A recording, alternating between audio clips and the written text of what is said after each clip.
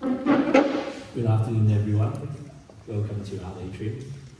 So this exhibition is actually Chris Conell's third exhibition with us, and Chris has done this new body of work as a tribute to his mother, who passed away last year, and he's been working really hard on this series of work, and it's a lovely body of work.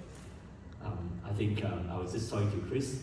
He's got a lot of plans to continue to do a lot of amazing work after this, so we very much look forward to do that. But to explore some of these ideas of his painting and so on, we've got one of his best friends who knows him best, Dr. Jason Tuckell.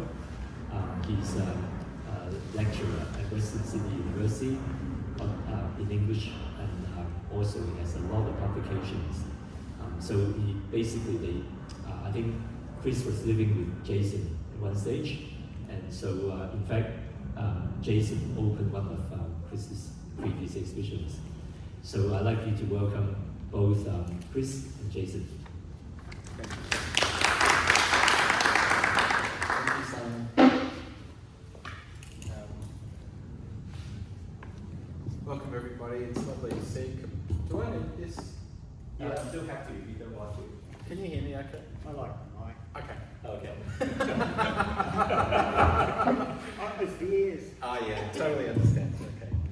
Just let me know if I'm talking. I always have this fear that I'm talking too loud into microphones. Yeah. Okay. Good. So welcome to the Q&A today. I'm very honoured to be asking Chris some questions. As Simon pointed out, Chris and I have known each other for a long time. I guess I'm an associate lecturer in English at Western Sydney University, but my research interests are in the nature of creative practice and aesthetic philosophy. So Chris and I have had a very, very long, detailed conversation about modes of creative practice. Just first a big thank you again to Simon for hosting the event and for this fantastic exhibition. And today I wanted to, if it's okay with you, Chris, sort of address my questions into two parts. Okay. The first part that I'd like to talk about is thematic. I'd just like to address the thematic inspiration and your thinking around that for this show in particular. And in the second part, I'd like to ask some questions about more aesthetic and formal questions about your method and the development of your style and how these particular paintings might refer to that. Yep. I do have the microphone, but I don't intend to hog the microphone, so I'm not going to ask a million questions. I'll try and keep it fairly compact to leave plenty of time for people to ask questions as well. And Tony and I were talking about heckling before, so if you have anything to say in between, please don't be afraid to, in all seriousness, but we'll get to it definitely. Okay. Sounds good. Okay. So I just wanted to begin with the dedication of this show itself.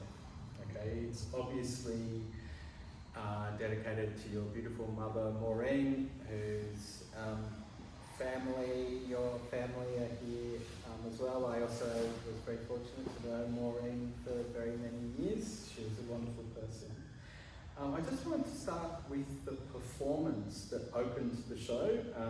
For those who weren't at the opening, you can see there's some bark over on the other side of the chairs there and the beautiful natural flowers, but the performance had some other elements.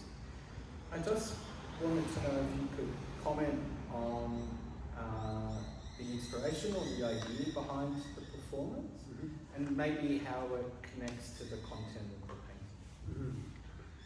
painting. So the performance for mine began with the song Because, which is by the Beatles. My choice to have the flute and the two girls singing in a very kind of like in the cathartic manner that it happened was to reflect the I guess I didn't understand when I first started painting the show what I was in for. So I think to paint, it was a year of non-stop work, and I kind of felt like going back to the paintings would be a place to like process my grief, and I would be going back to this same place, and it would be like a place that I built like as a protective kind of a place. But what I didn't realise it was doing paintings was going to be as rocky as the road of grief is itself, which is why a lot of the elements of the painting, even though, to answer your question about the performance, even though there is a variety of different work here, there is an overarching sense of being, and I think the idea of being is a lot more powerful than talking or attempting to illuminate something. I think being is the place where I met Mum for the concept of this show. It was being with Mum. Being with Mum's being. So the performance itself is very much reflective of that sense of movement. And the idea behind the paper bark and the wattles was, the paper bark was, Mum would always send me photographs and say, this is my favourite tree, this is my tree, this is my spirit tree. And I wanted to lay that as a symbol. Apologies. I think it maybe was me because I turned it on and off. Oh, okay. There's a little bit of a static, so I just won't do that again. Sorry, everybody. A bit of unnecessary noise performance.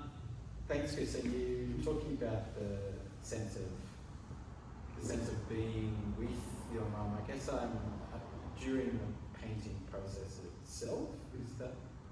Yes, and also there are some, I think, we actually have a question that's going to relate to this. There's even a handful of works that when I would come home and I was like, I can't do this, I just don't have the strength to do this today, I would put works from different periods of my life around the floor and just walk around them, works that I'd sent Mum photographs of while I had been painting them. So the whole thing ended up being a very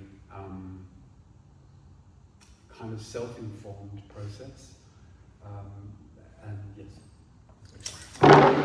And so you talk about the sense of having a sense of being with your mum. Does it relate to the content of the paintings? Because some of them, is there a more, I know we'll get to this in a little bit, your painting method assumes, I think, an obvious or an overt mode of representation, so clearly there's nothing figurative about the works, but is the content of the paintings informed by this reflection and being with your mum through the process? All of the works are in one way or another a symbol. There's a painting down there called Rest, which Mum spoke about how political she thought it was for women to rest, because women are meant to maintain a consistent, ongoing rhetoric of connecting and disconnecting people and making sure everyone's okay. For a woman to say, I'm choosing to rest, was a very political thing for Mum. And so that painting's an ode to that. The pink painting over here, I was painting that maybe a month before Mum left, and I was sending her photographs in my room of her, and she was just saying, that is the most beautiful painting, bellissimo, bellissimo, she kept saying to me. And she said, they're my colours, that's my thing. So I titled that work The Beautiful Truth. And I don't know, the painting process, I think, when you have had someone who has mentored you spiritually and psychologically, you tend to almost, there was a sense of like us painting, or Mum and I painting together, and there was a sense of the colours and the forms being enmeshed in this. I had mum's music on the whole time, so it was I've never been less aware of what I have been painting than why I was painting. And so the works in this show actually kind of produce themselves just from a unity of the sense of being with mum. Okay, we will maybe come back to that in a little bit, but I just for now like to pick up on the sense of the spiritual that you were talking about. I mean, as everybody knows, there's a very long, storied, important functional relationship between art making practices and spiritual practices, and historically, I guess from say from our foundational indigenous cultures where ceremony and initiation and healing are fundamentally inseparable from art making practices, or what have been formalised as art making practices out of indigenous cultural practice, to today, I guess, where there's this truism about the therapeutic value of art. I guess I'm just wondering if you see that these paintings and the painting process that you undertook has a direct relationship to those sorts of functional practices. Were they therapeutic? Is there a spiritual dimension to them? Is there like a healing dimension to them? Or maybe it doesn't relate to them? Yeah, I just think, like grief is a very universal experience, and I think the fundamental thing of mindfulness and movement, and just considering your own biology and slowing down and actually having the choice of how you create an environment for a particular outcome, was very much a thing that I did for this body of work. And I think biologically, I think when you engage so closely with the presence of a person and you're using colour and form and the consideration of capturing the presence of a person, I think ultimately it does bring a sense of healing. But it's also, you never heal from losing someone you love. But I think it gives you the opportunity to spend some time with them in a very unique way. And that definitely comes with a sense of healing. I know that when I stopped painting the show, I was like, oh, thank God that's over. And then I was like, no, I don't want it to stop. So, yeah. And has it been the same in the past? I know you've painted tributary works to people, well, to a good friend of yours who died very young, and to two of your beloved dogs, and to my beloved dog. And so there's been a series of responses that have inspired painting. So is this part of an ongoing? There's an indigenous idea in a lot of the clans and mob around Australia that there's human, non-human, and entity.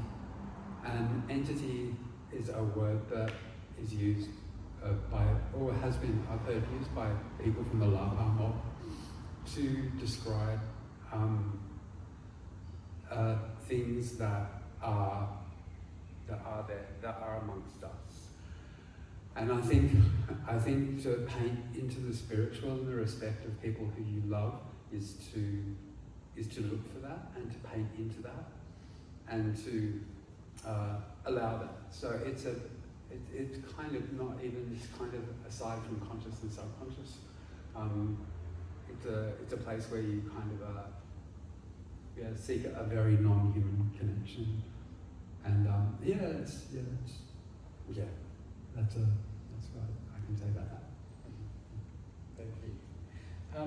And just to return to the point that you touched on before about the curation of the show overall, there's a significant proportion of new work, and there are also some works here from some previous shows.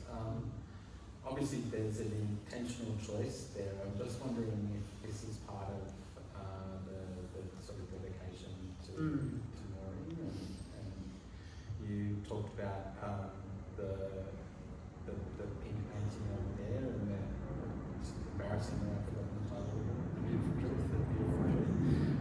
And its reflection of Maureen. I'm just wondering if any of these other particular works have some, if there's a thematic connection to. Yeah. I mean, the curation of the show. I mean, this painting, and this painting over here, and one over there are all from previous bodies of work.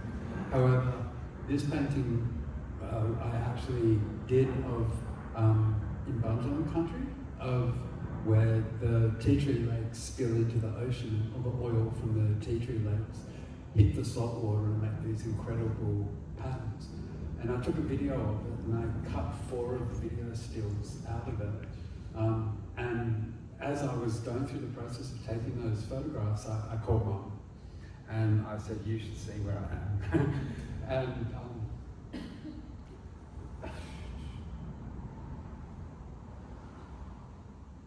sent some photos to Mum, and so a lot of this work has got to do with experiences as well of being with Mum, and just also the profound impact of the sharing of beauty, which Mum allowed me to see in the world.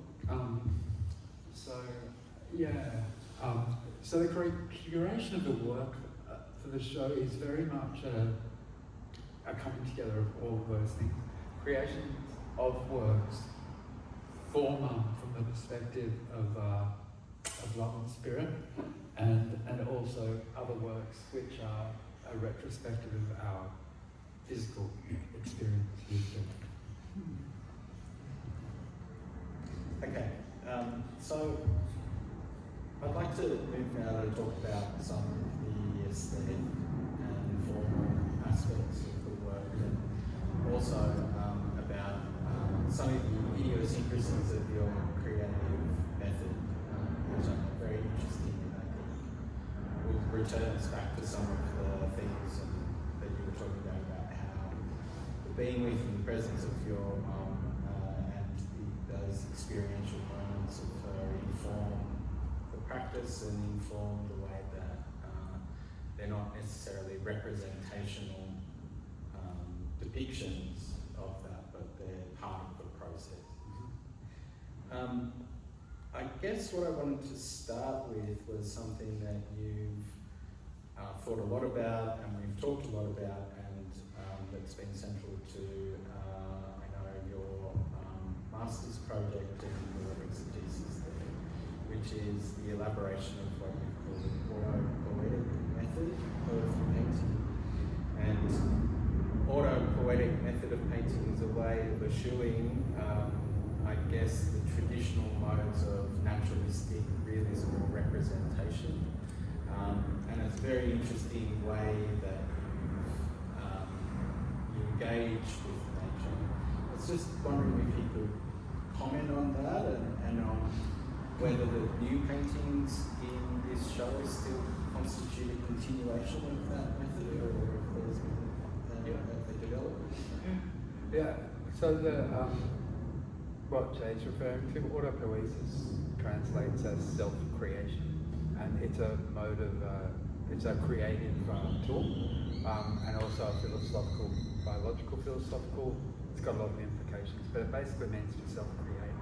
And for me, to make my paintings, I wrote my paper on autopoiesis, and so I attempt to allow the paintings to make themselves, and I put myself in a position where I will put an initial mark down, and then the painting will follow through following the painting, and I kind of facilitate what ends up happening. In terms of that relating to, I don't think I could ever not paint that way, because I've been painting that way for so many years. It's just what I debase to. In terms of, I think what I said about I've never been less aware of what I've been painting rather than why I'm painting it, I think that method really overtook I was very much in a kind of autopilot, and so I really did follow the autopoietic method in that regard. And even like this feather painting, it is the same image, mirror imaged.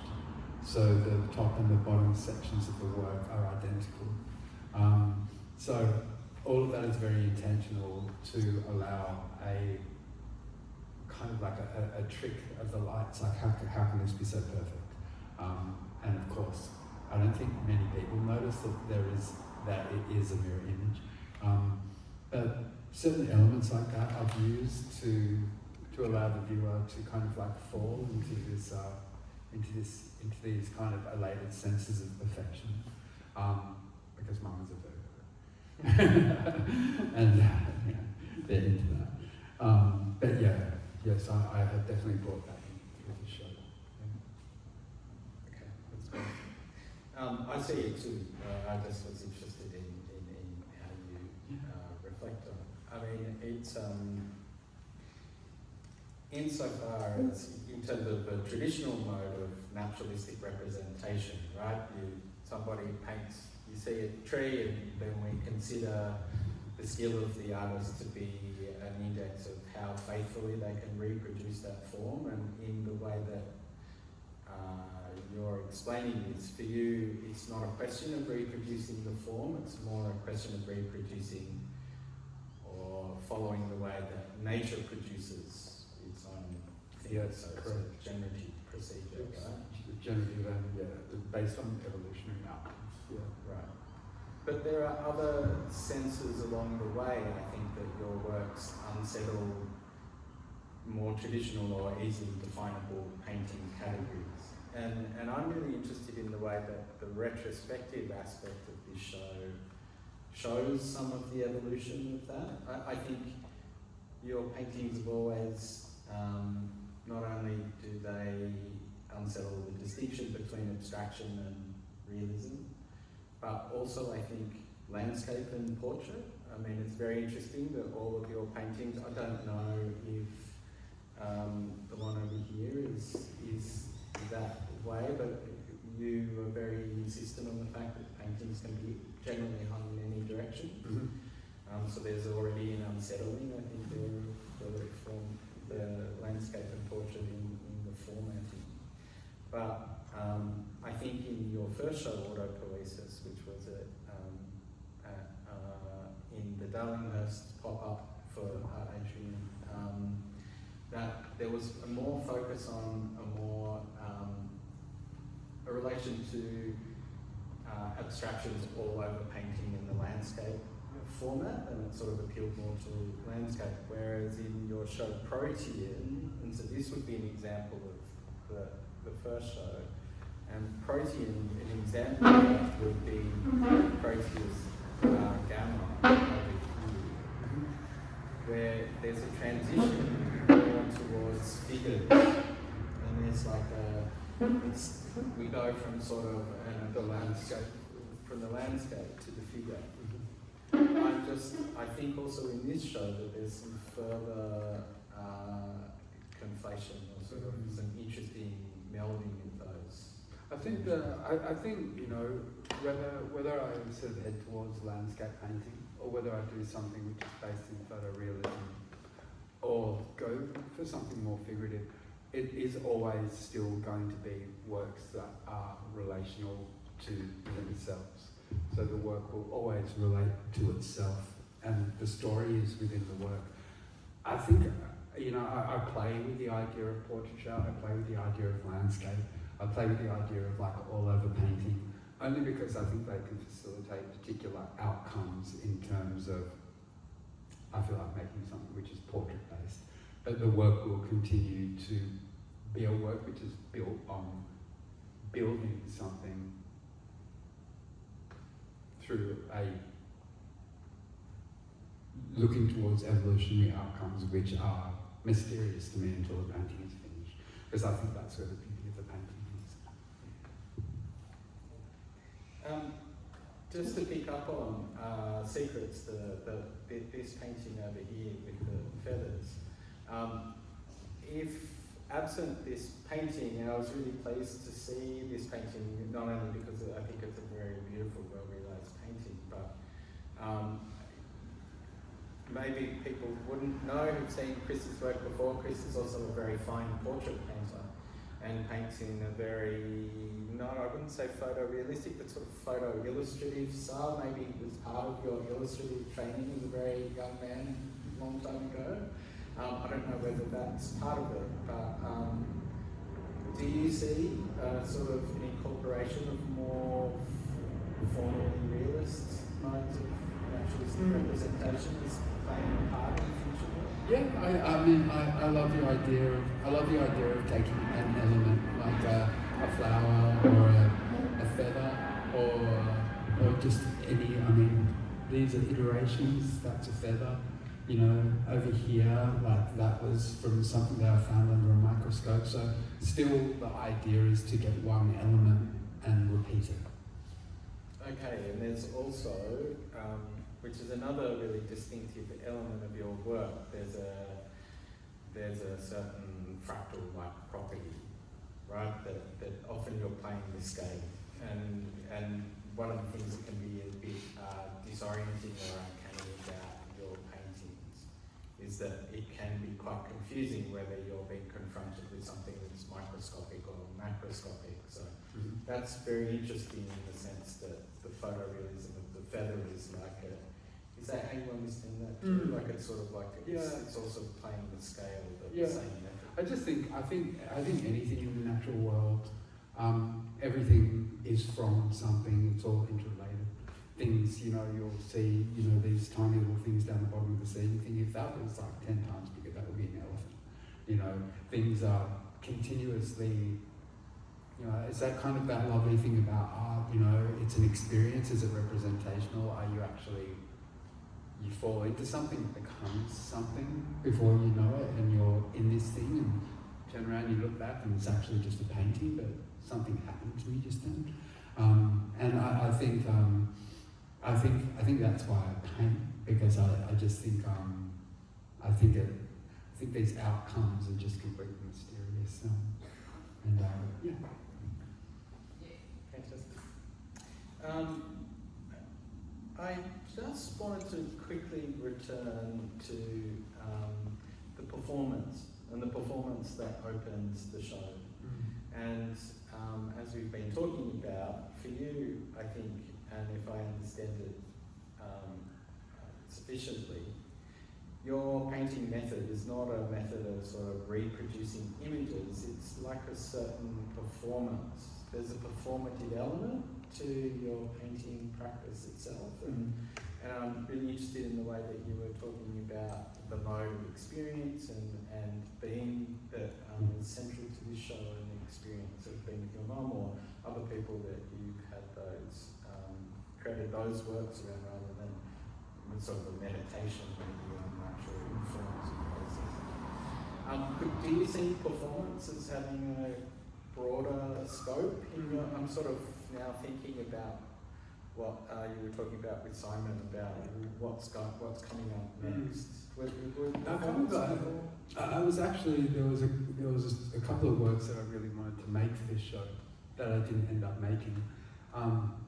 Every morning when I go down to the beach, whenever I say good morning to Mum and spend time with Mum, I look down at the ground. I always notice these shells, and so I've started collecting them, and now I've just got shells everywhere. And I remember I heard Mum first say they're not shells, they're spirit rocks.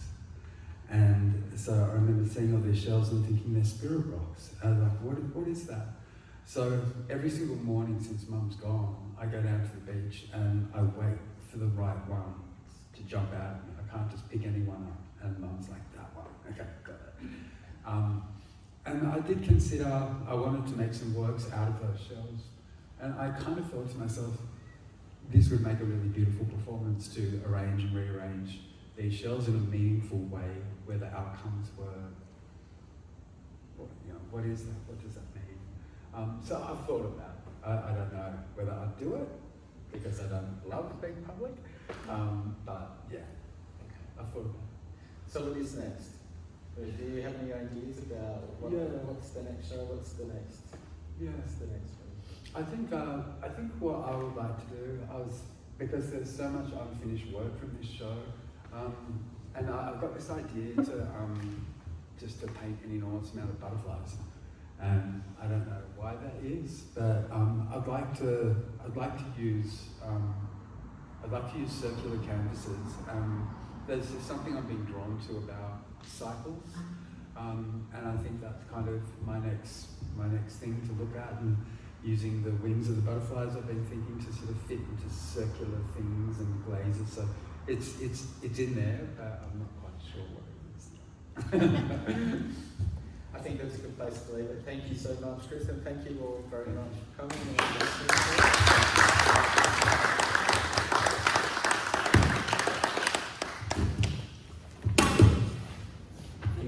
Thanks very much, Chris and Jason. Does anyone have any questions, just in case? Okay. I'm an artist myself. I'm doing painting as well. So I just wondering how you did your painting. You said automatic methods or let it go or whatever. Can you briefly explain your process? How the shapes, are you using brush or using spray gun? Yeah, I know it's oil on canvas, but how you doing it? If you don't mind, tell us. Do I have to It's up to you. You don't have to.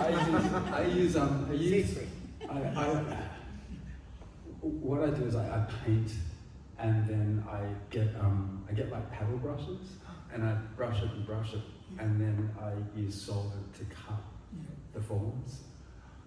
So it's a process, and then I'll use like different oils and stuff to fasten or slow down the drying process, so that I can work quickly. I think like that painting maybe has like 10 or 12 layers. Yeah. So it's about coming back to it, and sometimes in my crazy head I think I want to have a painting that I just work on my whole life, and just like 5,000 layers. That one looks like so many layers and complicated structures in there. It's like a rabbit hole, you can go into it. But how you do it? How you use stencil, or you use spray, or you just... I will. Sometimes I will get this particular one. I actually I drew it, and then I added oil paint to the graphite. But with this one, I did cut out stencils. I think it was one stencil, which was maybe about that big, and then it's the repetition of that, and I'll go over. So I'll make a positive and a negative of the stencil, so I can paint into it and then remove it. Okay, thank you. That's all my secrets. There you go. Hey, bro, can I ask a question? As Jason's pointed out, you're clearly not reproducing anything here. When you're complete with an artwork, are you always certain you're actually complete with that? There are... Normally I am, and I don't know if it's... I think anyone who's grieved knows that it's like so exhausting. This is the first show that I've had that when Simon would say, "Oh, that one's sold," I'm like, "Oh, damn, it's not finished." I wanted to take that one home. I'm happy to let them all go, but I think just the one that's the most significant work of the show to me, Sunrise of the Spirit, because it talks directly of Mum's incredible journey into herself and her spirit at the end of her life. And there's even been close friends of Mum's who have said, I believe that she found enlightenment because Mum worked so hard and so curiously about who and what she was. And towards the end of Mum's life, I saw Mum smile in a way that didn't even look like any smile she'd ever had in her entire life. It was a brand new smile that she'd found that was hers. and that's about that smile. Yeah. So yeah. So I want to keep that actually. But anyway. May I ask a question? Is that, come on, Go ahead. I'm not the gatekeeper. okay. Now, this is one I've asked Chris and never ever received an answer for. And I was thinking, should I or should I not? I don't sign my painting. Right. Some time ago, I went out to Broken Hill and I went to the Pro Art gallery there, and just in case people don't know where the Pro Art name came from, his name was actually Kevin Hart, and Kevin worked down in the mines, and he was so curious that they started calling him the Professor, hence Pro Art. But the curator there, I told her about Chris, how he doesn't, and she said he must sign his work. So, I don't like to sign the works because I really do see the work as being a live object. It's a thing that is talking of itself, and I just don't want to put a signature on it. I think it's like defacing it. not even on the back. Let's settle for the back. They are your signature in a way. They are my signature. Also, Johnny, I think from an historical perspective, signing works is a particular convention that belongs to particular modes, and it's not, it probably starts to fall away with abstract all over painting for exactly the reason that if the world of the painting is supposed to be a self-contained thing unto itself, signing it draws attention to the fact that it breaks the illusion. Do you know what I mean? It's like breaking I know the what you're fourth wall. saying. Yeah, I know what you're saying. If you sign it, you can only hang it this way. But on the back, on the back. What you could do, Well, that's a good you could use your signature as a method and make the whole thing. So for Johnny, they could it be a painting of the signature. Anyway, sorry for bringing that one up. Okay. Thank you. On the note of a very interesting point, we'll conclude the talk so we can continue the conversation privately with both of them. Thank you. Thank you.